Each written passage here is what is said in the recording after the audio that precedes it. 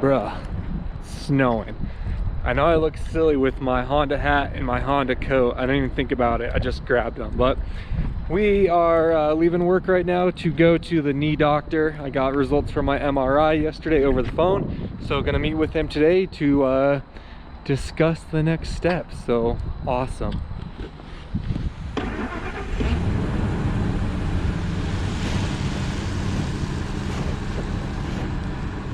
So the good old knee. If you've been around my channel for the past 2.5 years, you know the situation. If you haven't, this is the situation. Back at Thunder Valley in November of 2017, I came into a really tight left-handed corner trying to show off for Tony with the camera, and caught my left foot in a rut, and my body kept moving, my foot did not, and my knee went skirt and popped. So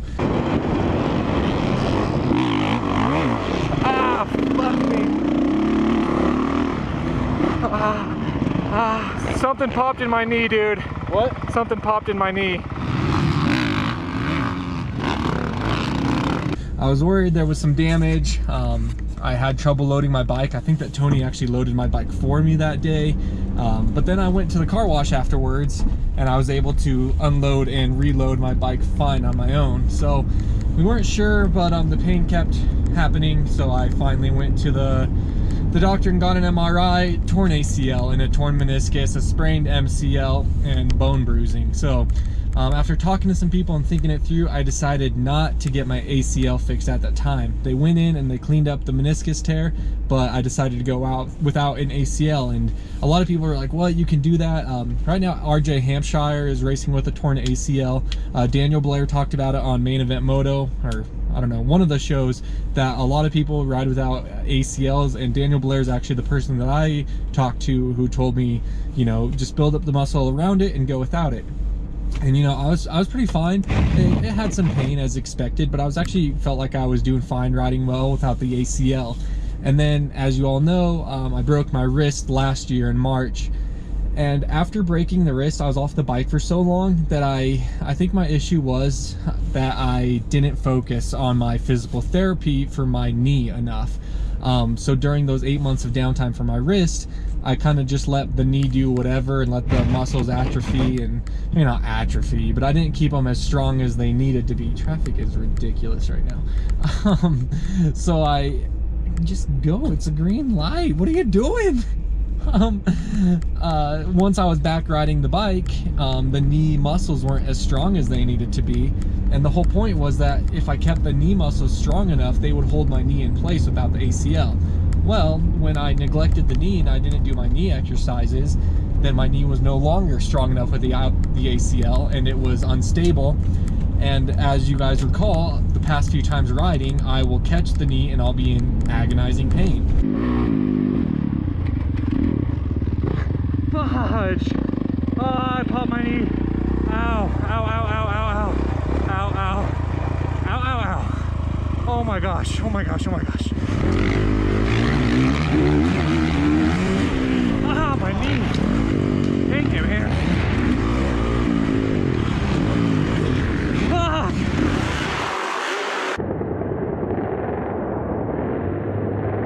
Which is not fun. So after doing it at McGray's and then Arena Cross was definitely the worst one. It was pretty bad after that. Decided to get with the doctor again and get another MRI to see what was going on. So we already knew the ACL was torn, but we went in there, and sure enough, I have what they considered a good size tear on my medial meniscus. And they said they at least wanted to go in and get it scoped to clean it up, because I'm just going to have the same pain, and it's something that's not going to heal itself. And I told them if we go in to do the meniscus, I just want to do the ACL at the same time, because if I do the meniscus and not the MCL, or not the ACL, I'm going to be in the same situation where my knee's going to be weak. All it's going to take is one little turn and snag, and I'm going to rip the meniscus even more. And then we're looking at issues of arthritis and yeah, not good stuff. So that's the plan, but we're going to go meet with the surgeon right now to see what he has to say, see if there's any other options. And I've already had people like, oh, you should just ride through the summer and then do it next winter. Man, I as much as I love riding dirt bikes, it's not worth it at this point in my life to put myself through all this pain and stuff just to ride through the summer. And yeah, I missed 8 months last year with the wrist. It would have been nice if I had done the surgery then, but you know, hindsight's always 20/20. So all we can do now is move forward and get my body in shape and get my knee ready to go, and then get to riding in 6 to 8 months. But getting really long-winded here, just wanted to explain the situation, so let's meet up with the doctor and see what he has to say. All right, so we are in the room. We're just waiting for the doctor and everything, but I got some MRI stuff. Not that I know any of it, but I'm sure he'll show me. But what really sucks right now is how great the knee feels. If you follow me on Instagram at DeeO, I was talking about it, but the knee feels prime. You know, I rode at Aztec on Sunday, and it was a little sore, but it felt fine. I can walk, I can move. Like, I can't like bend the knee and like sit on it, which I like to sit on my feet for whatever reason, but it feels really good. So that makes this even harder, because it's like, if I was in super pain, it'd be like, yeah, let's get this done, but I feel fine right now. But I keep reminding myself just how bad it was after the arena cross, because I don't want to go through that pain again. So just waiting to see what the doctor and the surgeon suggests, and I think it's pretty straightforward what's going to happen, but wait to hear from him and check out the MRI and get that squared away. All right, so this white part, that's the meniscus tear. It's supposed to be all black in there, that little triangle. I'm just kind of doing this on my own. Just talk to one of the people though. So that's the one, and then I think that's the PCL there, she said. And then let's see, I'm trying to find where the ACL should be. I think like maybe right there. I could be mistaken on that, but essentially, so that's what we're looking at. That's the meniscus tear. So waiting for the surgeon, but I talked to another doctor, one of his assistants. I'm not sure, there's so many super intelligent people here, but talked to her, and yeah, just about the way they're gonna do it, and that if they have to sew the meniscus, then like I'll be on crutches for about a month. If they just kind of clip out the meniscus, I'll be on crutches for just like a few days or whatever, like I was last time. But so my recovery is based on what they have to do with the meniscus, which they won't really know until they actually get in there and look at it. So they want to do the patella graft, so take from the front here for the ACL, which is what they do with the collegiate and professional level athletes, and the best and strongest way to do it, they say. So trust their decision, that's what I'll go with. But gonna wait to see the actual surgeon here in a few, and then probably just get this bad boy scheduled up.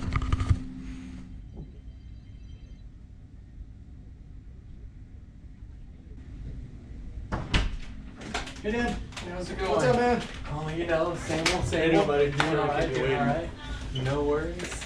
Well, my brother, it is not a surprise. Yeah. You've got a so you know, you've got what we thought you had.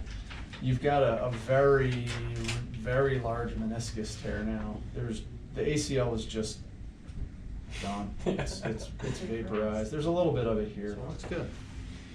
What's up? What's up? So I think it's Yeah, I felt the click there. It's probably the meniscus. Good. All the other ligaments feel really nice and stable. It's not going to overall affect, you know, your overall like return to full activity and motocrossing and everything.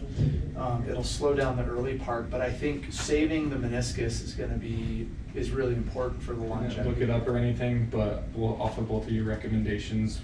Yeah, I want it as strong as possible. Yeah, I mean, like I said, like I told you last time, I mean, I don't have what I think is a stronger graft from 0.0. You know, I mean, I think that still really remains our gold standard for our highest level athletes, like our pro and collegiate athletes. That's what we do across the board.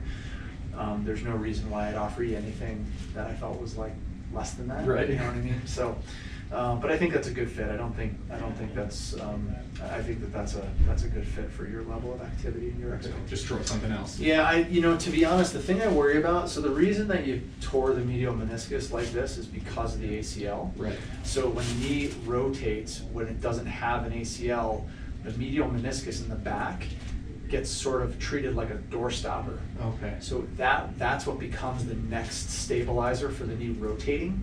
And so that's often why the posterior horn of the medial meniscus tears when you don't have an ACL. Okay. Because that becomes like the next main stabilizing structure. And so this is a pretty common kind of pattern of injury. But I think both, honestly, I don't think you've done irreparable damage. Okay. And I think they can both be fixed. Sound good? Sounds great. All right, man. All right, appreciate you. Thank Great you so to see much. ya. Sir. You as well. We'll get you fixed Thank up. you. Thank you. Okay. Come get you. All right, we'll do. There you go. That was meeting with the surgeon, and we're gonna do that. I'm gonna meet with the scheduler and get this bad boy scheduled up. So that's his recommendation, and just sounds like, of course, ACL is just gone, just not even existent, and the medial meniscus. He just said it was a pretty bad tear after hearing a pretty good size. Now he's saying like it's pretty gnarly, so pretty good tear in there, but that's all that's wrong with it. So get it fixed up before we make things any worse. So that's the game plan now. All right, so actually I'm not gonna schedule with these guys right now. I'm gonna have to call tomorrow for the other center because the earliest that this center had was April 6th. So quite a bit out, but they think that the other center will have sooner openings with this surgeon. So call them and figure out when we're getting this baddie done. But rest assured, I'll be riding as much as I can until then.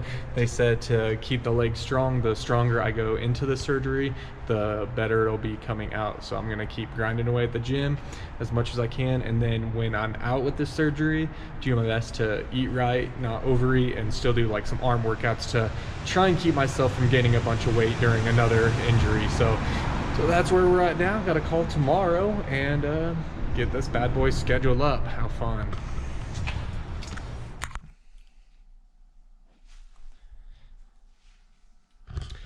All right, guys, it is the next day, so it's Thursday. My apartment's a mess. I'm gonna clean up some after this, but it's official. We got the surgery scheduled. When they had first told me, I don't remember exactly what last clip I did from yesterday, but excuse me, the one surgery center didn't have availability until April 6th.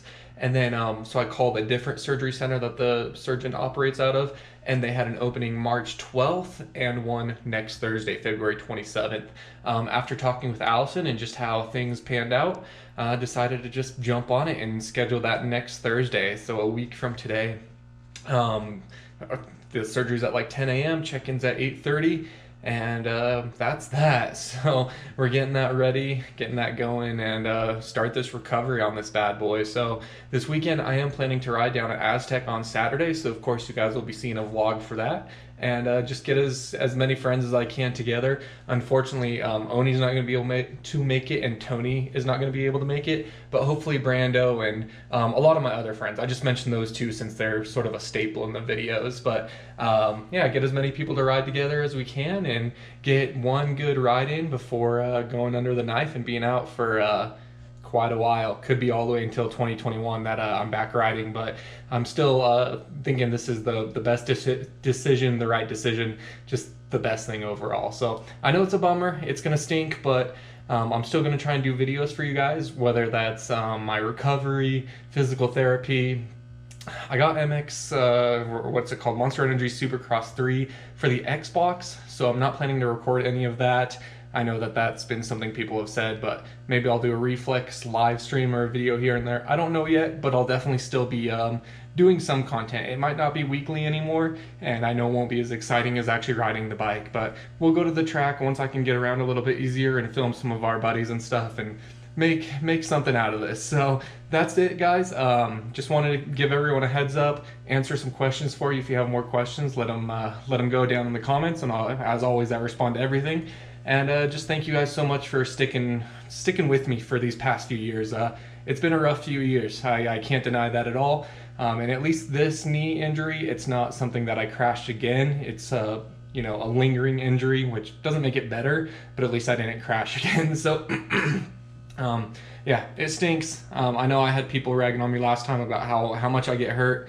I've been riding for 27 years now, and just these past 3 years have been pretty rough for me. But we'll get through this just like we always do, and you know, we'll be back riding the dirt bike as soon as we can, so don't you worry about that. But thank you guys so much for everything, and until next time, as always, take it easy. If it's easy, take it twice. We'll talk to you later.